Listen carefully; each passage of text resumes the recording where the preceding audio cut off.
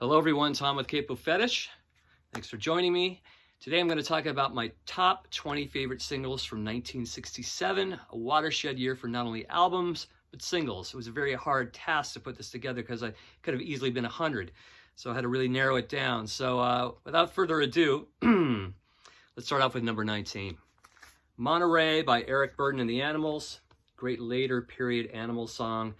Eric Burdon basically is talking about the festival. He's talking, going down the roster, talking about the acts, Jefferson Airplane, the Byrds, Ravi Shankar, etc. He's talking about the love and peace vibe going on, and the cops were peaceful. And also, there's a really cool, it sounds kind of like a fake sitar going on. I don't know if it is or not, but it doesn't sound real, but it's a great track. Great rhythm, great vocal as always by Eric Burdon. Monteray by the Animals coming in at number 20. Coming in at number 19 is a great blue-eyed soul track from the Buckinghams. The track is called Mercy, Mercy, Mercy. Just great horn section, just a great tight single. This is a cover song. I forgot who originally did it, but they do a great version here. And you know, it's weird with oldies radio. You never really hear this song. You hear maybe one or two other Buckingham songs, but you never really hear Mercy, Mercy, Mercy. And I believe this was a top 10 hit at the time. But yeah, great song, Mercy, Mercy, Mercy on the Columbia Records label from 1967, coming in at number 19. Coming in at number 18 is a fine psychedelic tune. I even consider it's probably like a double A side from the Stones. We Love You and Dandelion, both great tunes. Stones going psychedelic on this single, and then later with Satanic Majesties. But yeah, this was their response, Keith and Nick's response to getting arrested back in '67 for drug possession. They spent a little time in jail, and this is their sarcastic remark regarding the whole incident. And then you got Dandelion, kind of a summary song. And I know that both Lennon and McCartney sung on We Love You, the backup vocals, but I'm not sure about Dandelion. If you know, let me know. I'm kind of curious if they sung on Dandelion as well. That's coming in at number 18 for me, the Stones, We Love You, and Dandelion. Coming in at number 17 is my favorite Paul Revere and the Raiders song, Him or Me, What's It Gonna Be? I played this song to death as a child. It really rocks. It has this really cool little guitar lick that starts it off. Great vocals by Mark Lindsay, and just a real galloping, just really uplifting chorus. Love this tune, Him or Me, What's It Gonna Be, from Paul Revere and the Raiders from 1967. Coming in at number 17. Coming in at number 16 is from the Lovin' Spoonful, a song called Darlin' Be Home Soon. And just another great John Sebastian tune. The guy was just on a roll between 65 and 67. Not only did the Lovin' Spoonful have just non-stop great singles, they had 4 amazing albums as well, and also 2 soundtracks. This is from the soundtrack for the movie You're a Big Boy Now. And I believe John Sebastian played this song at Woodstock. I think it was one of the 5 or 6 songs he did play. But yeah, they had 2 soundtracks in the 60s, What's Up Tiger Lily and You're a Big Boy Now, and this song is off that soundtrack.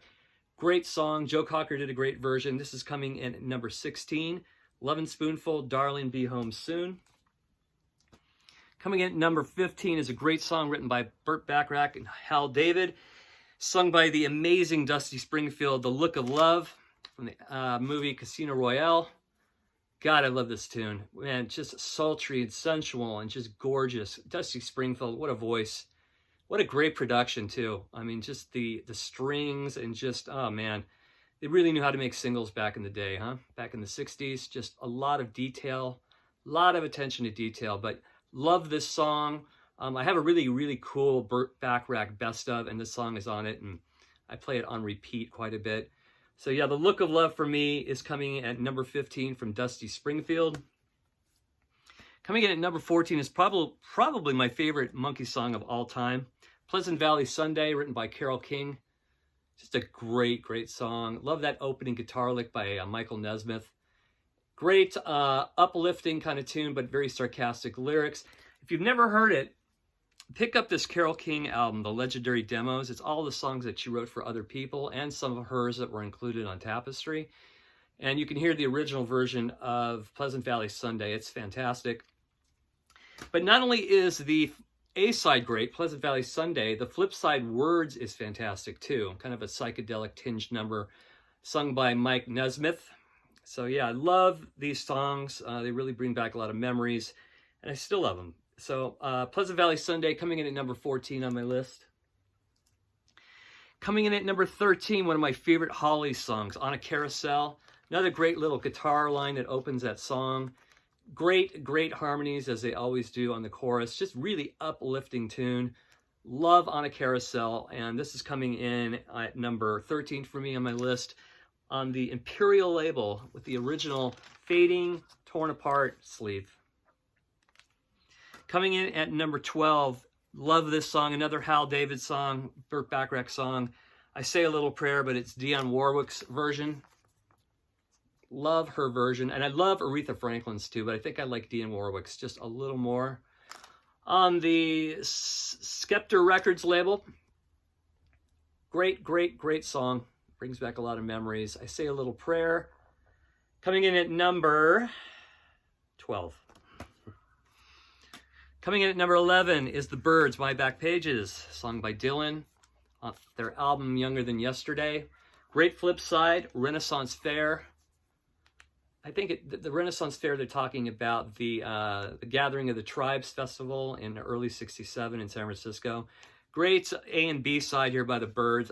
Just what a great version. I mean, they did so many great versions of Byrds songs, right? But I think this is one of their greatest. Those harmonies, those ethereal harmonies, just amazing, just total magic. This is coming in for me at a number 11 on my list. Coming in at number 10. Strawberry Alarm Clock, Incense and Peppermints on the Uni label. Yeah, love this song. Brings back just childhood. Heard it a million times. Never get sick of it.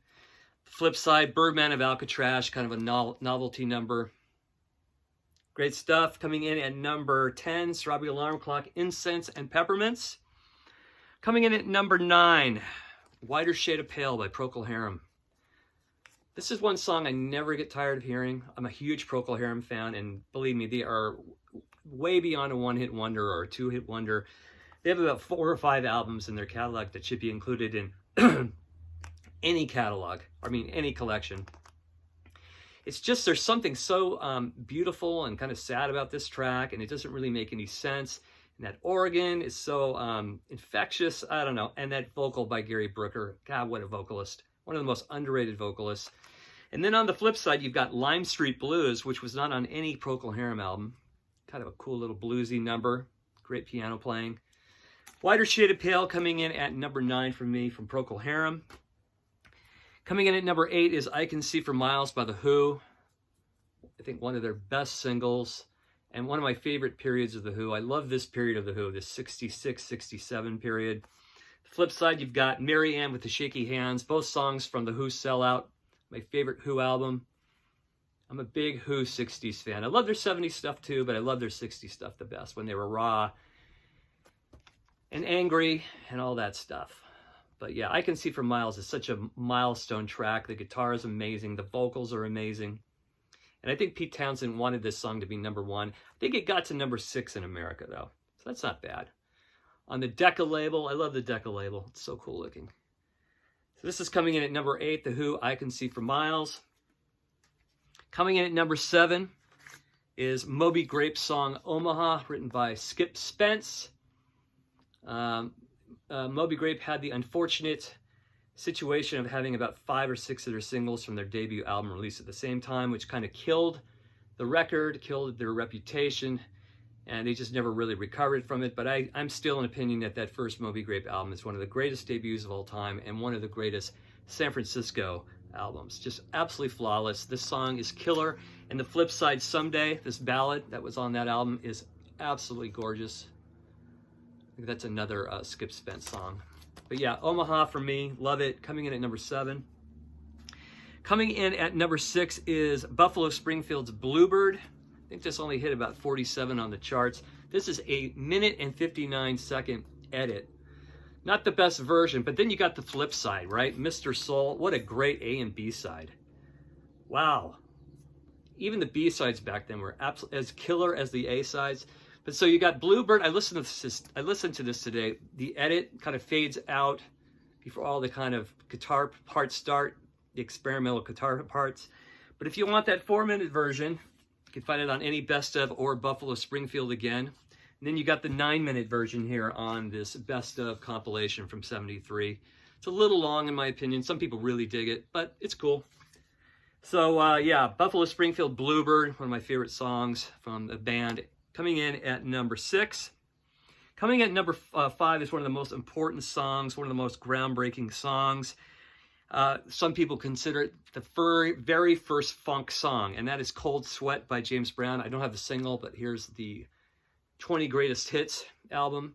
That song has the most infectious beat, never goes out of date, and for me, that song kind of starts my favorite period of James Brown. You know, I Got the Feeling, Mother Popcorn, you know, all those tunes that are just all rhythmic and repetitive and just infectious. But Cold Sweat, this is, I think, an edit on this particular CD, but the full version on the Star Time box set is the one to hear. It has some of the best screams of all time after the break and the sax solo by Maceo. And James goes into these screams that are just out of this world. Just the duration of the screams is just hysterical. It's amazing. The guy was amazing. James Brown, Cold Sweat, coming in for me at number 5 on my favorite singles from '67. Coming in at number 4 is just an absolute amazing song by Love, Alone Again, or this is off their singles box set I bought about 2 years ago. Has all their singles with picture sleeves. Flip side on this is House Is Not a Motel, both songs from Forever Changes. There really isn't anything quite like Alone Again, or with that kind of mariachi thing going on in the middle, and that really cool acoustic guitar picking in the middle, or in the beginning and at the end. And just those vocals from Arthur Lee and Brian McLean, it's just, it's an absolutely magical song and a magical album. Forever Changes is just, what a band. Love, Alone Again, or coming in at number 4. Coming in at number 3 is The Small Faces. I could have put Itchycoo Park because I love that song, but I think I like Tin Soldier a little more. God, what a great vocal from Steve Marriott, and the production. He has backup vocals from American soul singer P.P. Arnold. If you go on YouTube, you can see a color version of them miming to this song. Even though they're miming, Steve Marriott's presence, I mean, one of the most charismatic live performers, right? But yeah, this song just kicks ass. It never sounds dated. Amazing, amazing song for 1967. So, love this song. I could listen to this song every day of my life. The Small Faces, Tin Soldier, coming in at number 3 for me. Now, number 2 and number 1 are pretty much equal for me, but I got to pick one for number 2, right? So, number 2 for me is the Kinks' Waterloo Sunset, as everybody says, and it's true, one of the most gorgeous songs ever written. And you know, Ray has written some of the most gorgeous songs. I mean, I can just name them off the top of my head. Young and Innocent Days. A lot of songs off Percy, even, like God's Children and The Way Love Used to Be, just to name a few. The guy is just, he's an absolutely amazing genius. Waterloo Sunset will last forever. It's just an amazingly gorgeous song. I think it never even to think that it never even charted here in America, because they were dropped from playing here in America. You know, they were banned for about 5 years, which was just an absolute crime. But I think it was a number 2 single in Britain, but it didn't go anywhere here in America. But now it's well known all over the U.S. and the world, and it's just an amazing song. So this is coming in at number 2, the Kinks, Waterloo Sunset.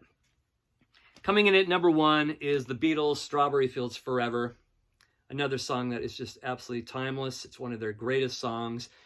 Just an amazing, revolutionary achievement in the studio, what they did with this song. It's just pure magic. You always hear something different when you listen to it. This is the original single. And then, of course, on the flip side, you get Penny Lane. Both amazing songs. One of the best Beatle, you know, double A-sides. Penny Lane on the flip, Strawberry Fields on the other side. A song that I'll always hold dear. And it's one of those songs I need to listen to at least once every other week, because it just blows my mind to this day. So there you go. there's my top 20 favorite singles of 1967. Throw yours in the comments section. Thank you as always for watching. Please subscribe, and we'll see you soon. Bye.